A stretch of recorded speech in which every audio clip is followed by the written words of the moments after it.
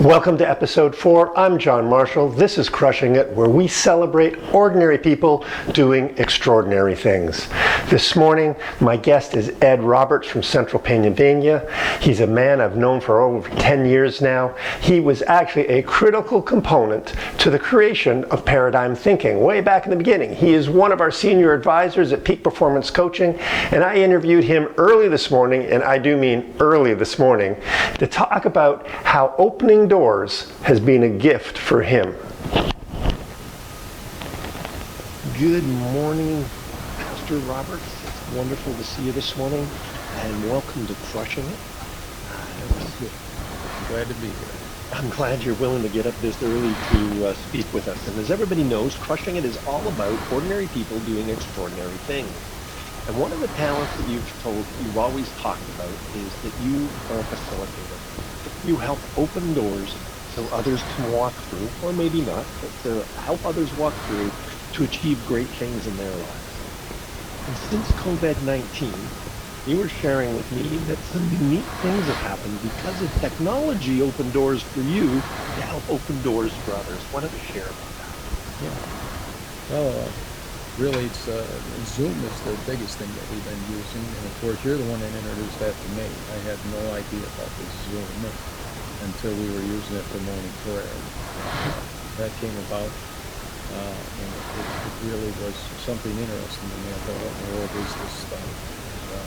And, as you well know, you've had to fix my computers many times because I am not a technological person. Zoom seems to be, it was very simple to use. It was not hard. It was easy. Throw a few numbers in, and all of a sudden you're on your way. And so when my daughter, who pastors along with her husband at church, away from here, an hour and a half drive, she asked me to do a Bible study. And I said, well, that's too far to drive. And I said, but there's this Zoom thing. And she went to the we got online and started doing Bible studies, and I've done 3 different Bible studies in which a number of people have come online. So that's what we began to do. And it opened doors for a number of people to be able to come online during COVID, because at first, of course, nobody was allowed in the church, and the only way to communicate was with. Yeah. Absolutely. Yeah, so we've had people even tune in from around the country. We've had them from down in North Carolina and from Arkansas, and as far away as the Dominican Republic. They tune in to hear because they're stuck at home. And some people still are not coming out of the house. And the only connection they have to the church is online. And so that's what we've been doing. So we're on our 3rd Bible study right now, finishing out Nehemiah, and we're going to go on from there. Just talking with my daughter just last night. That's the next step. So yeah. Mm-hmm. So it's allowed, to really think about it, a number of people. This is a certain observation. The number of people that are participating that even pre-COVID-19, because of travel times, getting home from work, got to get back to the kids, got to do things. This has opened up the opportunity to touch more people more often in ways that we never thought, and still build community. Is that true? Absolutely. Yeah, I mean, I come home from work because I have to work on Wednesdays, and it gives me about an hour just to get settled, get something to eat. I sit down at the table.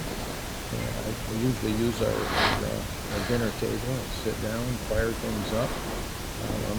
We've had some technological things. I've had to go out and get a little speaker because they needed a little bit clearer, because of the number of people that were listening. And of course, these days, some of the people go to the church, and so they have a big screen there. And because of that, I had to get this little speaker and plug it in, and so we've had to overcome some technological issues. But so we have people at the church, social distancing, and other people tuning in on Zoom. But so it's been a marvelous thing. And as we were talking a little bit earlier, My daughter was down here last night, down here visiting here, and of course through Zoom on she's got this huge Zoom following that she was doing another study. And so what a great thing. And it was one of those things that she had not heard of until I introduced it to her. And the church began to use it up there on a pretty large scale. So whether we're talking Zoom specifically, the fact that COVID-19 forced us to rethink how we deliver services, engagement, it has really changed the dynamic of what we've done and actually liberated us in many ways. A lot of people think about this as being closed down, but as you said, your daughter is an hour or so north of you in Pennsylvania, and she would normally not come down on a Sunday to see you, even pre-COVID times, because they'd be back in time to do a class or something. And now this has created a liberation and freedom for many people, because we can deliver our trainings, deliver our services from anywhere that we can get online. And this has allowed for a greater connection with the family, a greater enjoyment, right? Absolutely. Yeah, and even their regular services now, they put them online. I go at the end at the same time they're recorded, so we go back and see them. Absolutely. Where we could not be part of it before, now we get to see all those services as well as go to our own church. Well, we got about a minute left, and for everybody that's listening, you work at the driver license renewal center. That's your Monday to Friday thing that you do. And at first that was shut down, and then it started opening up. And there's always been some very incredible stories that we talk about helping open doors for the people that just come and stand in line to get their renewal. How's COVID, I would argue it has enhanced that opportunity. What's gone on there? Well, of course, at the driver's license center, we've had to keep the door locked and person at the door, and only a certain number of people can come in at a time. But there's been a severe reduction in the number of people coming out because of COVID. But it's enabled me, at least, to talk more to people.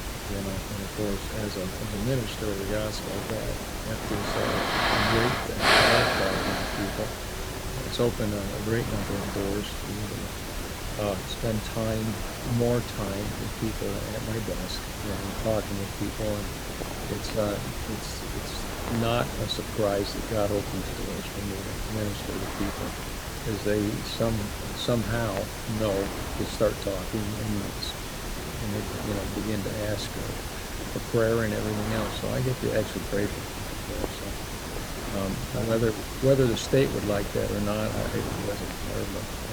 So we do. But you're touching lives. And one of the things that you always share with us about grumpy stories that turn happy, and that's a great thing. So that's all the time we have this morning.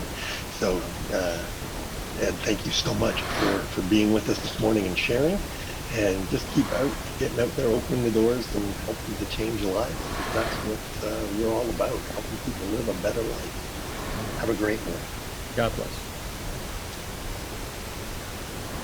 So as you can see from our guest this morning, it's not always the big things. People say, John, I haven't done anything huge that's anything different. But that's not what Crushing It's about. It's doing something exceptional in your life, and sometimes it's just something small, like introducing people to Zoom in a time when they thought they had no choice, and opening up avenues and ways of creating connections, relationships, and things that didn't exist before. So if you know anyone that's doing something in their life that's above and beyond, something that is truly unique for them, whether it's in their family, business, personal life, anywhere, let us know. Give me an email at john@peakperformancecoaching.ca or visit our website, peakperformancecoaching.live, and drop us a note. We'd love to have you on.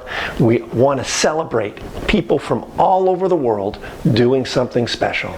That's all the time we have for today. I'm John Marshall. This is Crushing It. We'll see you next time.